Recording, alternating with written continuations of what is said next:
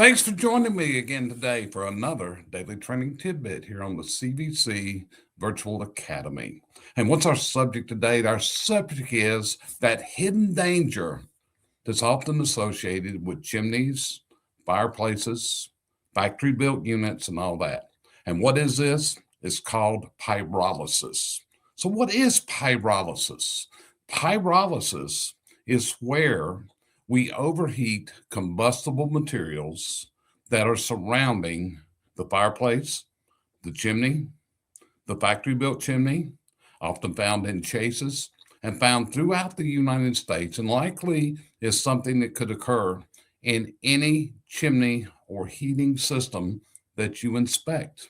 Here's the problem: these combustibles are concealed, they're concealed behind walls. This is the reason why we have the levels of inspection and why you have to note the type of inspection that you did on each and every appliance.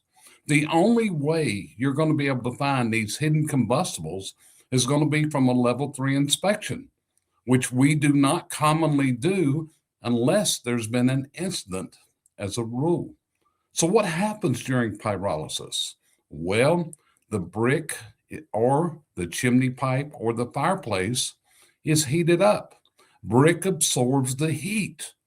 It's a great insulator, but any insulator is going to pass the heat through at a certain point. So, what this does is it overheats the nearby combustibles. When lumber is new, when the house is built, it's going to take about 600 to 650 degrees to ignite. But after a period of time, which can be many years, 20 years, 30 years, 40 years or longer, through continuous overheating of these combustibles, the ignition temperature drops. It's now been recorded that ignition can occur at a temperature as low as 178 degrees Fahrenheit. 178 degrees. Ignition can occur. It's very, very likely. So again, what have you got to do? You've got to be able to list the level of inspection that you did. You got to be able to do every point of that inspection. So many times we're looking for interior defects, and that's what catches our attention. But what we got to be aware of is what is concealed behind those walls. And we often hear people, well, I've been using it for years, I never had a problem. Very, very true. This is the problem. These fires occur many, many years later. The news media does not help in this. The fire reporting statistics don't help in this. Often, if you look at a news report, it will say chimney fire, but then we go look at it, it's actually not a chimney fire. It's where the wood around the chimney ignited. It's not where the fire escaped through. It's not. You got to remember, a chimney is a negative pressure vehicle. Air is being pulled in through cracks in the masonry, through the various openings. Heat is not necessarily escaping out unless it is pushed out due to the system going under positive pressure. So as a chimney inspector, as a chimney professional, as a certified chimney sweep, you've got to be aware of this danger. You got to be able to report these things to your customer and look for the signs that could be obvious. Often, chimneys do not have proper clearances. It's just the way it is. If we look at factory builts, there's a clearance listed. There is a clearance listed on that factory built chimney. If it's a masonry chimney, there's clearance involved there. If it's an exterior chimney, it's calling for a 1-inch minimum clearance to combustible materials. If it's an interior chimney, it's calling for 2 inches of clearance. The plain truth is, and the facts show, this doesn't exist.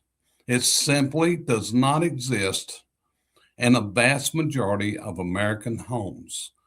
We get into severe cold snaps. People are overusing their systems. They're firing them up. And what happens is we have an incident, and the incident is a fire. We see it continuously. If you Google and stay abreast of chimney fire incidents, it's amazing how many of these we have every single day in the winter burning season. Fire departments are responding to them. But here's also the problem. Many fire departments are not aware of the issue of concealed clearances in homes to masonry chimneys and factory-built chimneys. Often we see these chimney fires reported. They're actually not chimney fires. They are house fires. They are chase fires. So what can you do? Number one, increase your knowledge. One thing that I would suggest that you get is a copy of Chimney Fires, Causes, Effects, and Evaluations. This is a technical journal that I was involved in writing back in the 1990s. It's available as a free download at csia.org. It's available to anyone simply by downloading the link. If you can't find it, let me know. I'll send you a copy of this. It goes into detail of what happens when these combustibles are overheated. Become knowledgeable, increase your subject matter expertise. You owe it to your customers, you owe it to the consuming public. Appreciate you joining me again this morning, or this afternoon, or this evening for another daily training tidbit here on the CVC Virtual Academy.